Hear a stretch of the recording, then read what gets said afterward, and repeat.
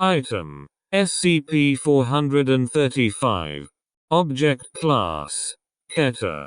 Special Containment Procedures. SCP-435-1 is to be kept in a secure warehousing facility that constantly provides SCP-435-1 a minimum of 1000 lux illumination. Illumination must be provided by redundant lamps operating from at least 3 parallel and independent power supplies providing generator and battery backups.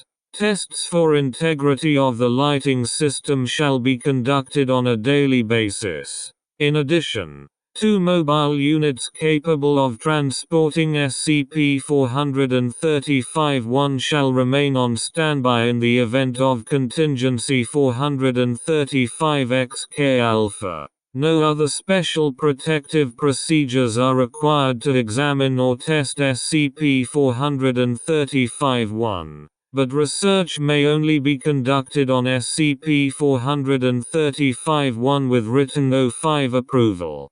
At ground level, a secure perimeter is to be kept for 50 km around SCP-435-2. A no-fly zone of 125 km is to be maintained in the airspace surrounding SCP-435-2. At least 2 Foundation aircraft and 1 mobile ground station are to monitor the size and position of SCP-435-2 at all times. Should monitoring detect any growth of SCP-435-2, or any motion of SCP-435-2 relative to SCP-435-1 for a period in excess of 90 seconds, observation teams are to initiate Contingency 435-XK-alpha. No personnel are to approach within 100 meters of SCP-435-2, and Foundation security teams are authorized to take any action to prevent such contact. No research or testing is authorized on SCP-435-2 without explicit O5 direction. Description: SCP-435-1 is a Type 3 iron meteorite weighing approximately kg, showing significant weathering. Spectroscopic and chemical analysis shows a composition over 99% iron, which at normal densities can only account for % of the measured weight. Age is indeterminate, but analysis of weathering suggests it has been exposed to atmosphere for at least years. SCP-435-2 is an irregularly shaped object that currently has approximate dimensions of 15 meters x 12 meters x 48 meters. SCP-435-2 appears somewhat blurred in the visible spectrum, but computer-enhanced imagery in various spectra has shown a complex structure showing a threefold symmetry along the longitudinal axis. Extending from the axis are long tube-like structures that share characteristics both with biological organisms, in particular, cephalopods of the order Teuthida, and with mathematical models of higher-order fractals. These structures show undulating movements even when SCP-435-2 is stationary. SCP-435-2 does not appear to have mass or inertia,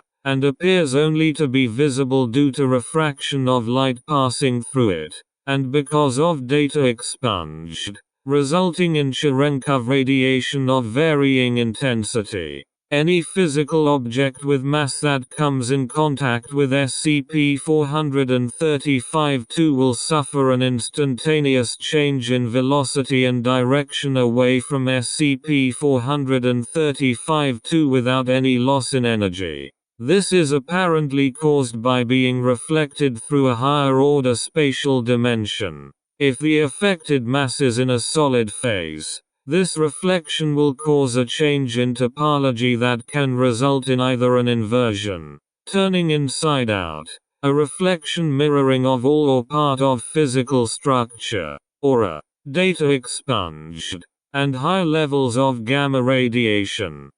Because of these characteristics, it is currently impossible to directly affect SCP-435-2 with any means currently at the Foundation's disposal. However, it can be moved indirectly by moving SCP-435-1. SCP-435-2 maintains a fixed position relative to SCP-435-1 as long as SCP-435-1 is sufficiently illuminated. SCP-435-2's current position is km northwest of SCP-435-1 on a vector degrees above the horizon, about m above sea level. Movements of SCP-435-1 have caused SCP-435-2 to move a proportional amount, maintaining a fixed distance and bearing.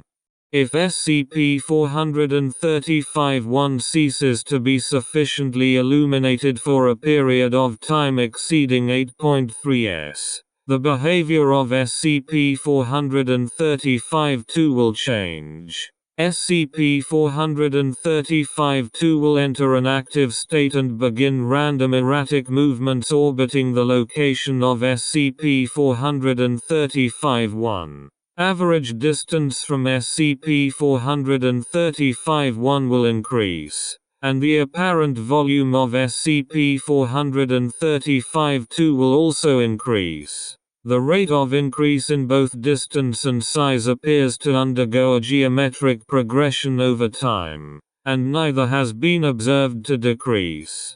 This behavior will cease once SCP-435-1 is again sufficiently illuminated, at which point SCP-435-2 will cease motion at whatever location it is at that moment, and remain there fixed in relation to SCP-435-1. The threshold for this effect currently appears to be between 500 and 650 lux, and it appears that this threshold may increase by approximately % whenever SCP-435-2 enters an active state. Because of SCP-435-2's interaction with normal matter, an active state is considered extremely dangerous.